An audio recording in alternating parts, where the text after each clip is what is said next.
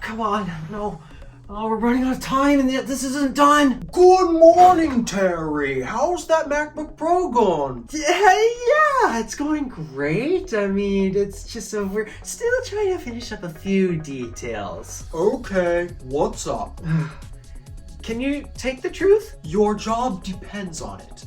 Alright, fine. No, we're not ready. Oh my god, Terry, what are you thinking? We need to get this thing out there. People are waiting for this. I'm sorry, Tim, but we just can't figure out how to integrate the M2 Pro and M2 Max chips in the MacBook Pro yet. We haven't even figured out what we're going to price the Mac Mini yet. Okay, I guess we can just make do with the iPad Pro M2 and iPad 10, Apple TV, and the HomePod. Say what now? The HomePod. You mean that $300 smart speaker that didn't sell too well? Of course, we have been famous for delivering the best sound experience to our customers. Speaking of which, Blake, is the HomePod ready for this October event? Wait, hold on. You wanted us to release this in October? Oh, don't tell me. Please, don't tell me. Tim, we're trying to figure out how to make this $300 again. You know that the prices have increased last year, so we have to find a way to cut corners and get this back to $300. Can't you just remove a couple tweeters and then fix it via software? Good idea. We'll add that to our notes. Oh my goodness, the M2 Max are not ready, the HomePod's not ready. Okay, when do you guys think that you'll actually be done with these? How long do you need? January, maybe? Yeah, January actually seems fairly reasonable. I should fire you, but I just don't feel like it. I'm too upset to fire you today. Let's begin.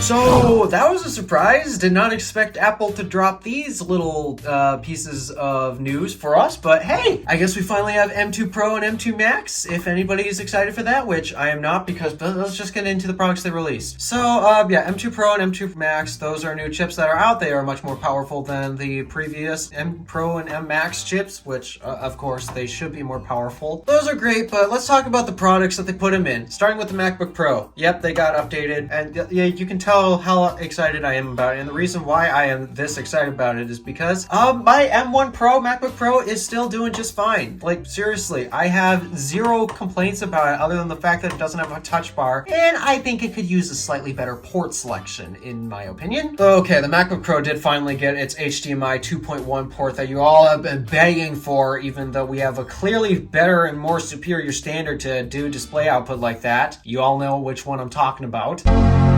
And yeah, MacBook Pro, it's been updated, new M chip. It's kind of like the spec bumps we used to get in other MacBook Pros. Yay, that's exciting, sort of. You know, not really actually. Though what I find more exciting is the other Mac that they've updated, which is the Mac Mini. It's still the same form factor, not like the new redesign that John Prosser keeps shoving at us, but there's a lot of benefits and pros to this that I actually really love. I love a lot of the changes they made to the Mac Mini. First of all, the base model is $100 cheaper. It's now $600. $600 Mac Mini? Like, you can't complain about these being bad values anymore. $600 Mac Mini? That's actually a steal. Totally get that. And they finally also got rid of the Intel Mac Mini, with the one with the 4 Thunderbolt ports and the space gray finish on that. Yeah, they got rid of that and traded it for an M2 Pro Mac Mini. So this is the first M series Mac Mini that has a Pro chip in it. Here's the thing about this. If you spec up this M2 Pro Mac Mini, don't do it. You're better off just getting a Mac Studio, in my opinion. Even if it's refurbished or not, new or refurbished, you're better off just getting the Mac Studio. But if you are okay with the base M2 Pro Mac Mini, actually that's a pretty good deal. I'm not kidding. $1,300 for that Mac Mini with M2 Pro. Personally, if I were to get one, that would be the model I get. Why? Because, well,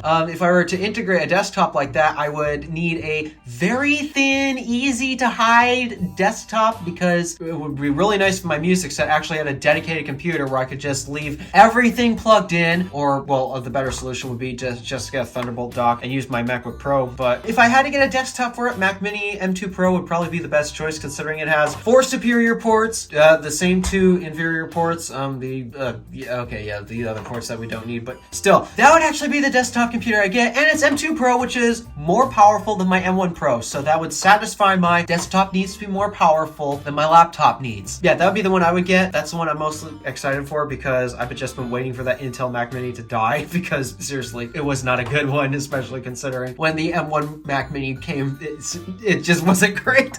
So yeah, Mac Mini has never been cheaper nor more expensive than ever. So yeah, that's actually the most exciting part to me. And finally, the last little bit of news, which came as a surprise yesterday. I did not see this coming at all, and I am still very confused about it. They brought the HomePod back. Yeah, they brought the HomePod back for $300. What? Okay, this confuses me because this did not sell well for $350, its original asking price. So they lowered it to $300, but it still didn't sell well. And I think that has something to do with, okay, yeah, it sounds amazing, but for it being a smart speaker, Siri's not exactly the smartest digital assistant out there. Then you got the connectivity options, which just are not all that great. All you have is AirPlay to work with. You can't do Wi-Fi, you can't do Bluetooth connectivity. Nope, all you have is AirPlay, and then, well, whatever you're streaming via Apple Music, I guess. So yeah, it didn't sell well, and it made sense why it didn't sell well. But I am so confused as to why they brought it back, considering that it didn't sell well to begin with, and they didn't really change anything other than they removed a couple tweeters, and ooh, it now can tell you what temperature your room is, even though you can just go to the thermostat. And I need to ask, how often does the temperature of your room change? Okay, maybe if it's my room, it changes a lot, but still, the temperature of your room doesn't change that much. Though I will admit, having a humidity sensor, okay, fine, fair enough.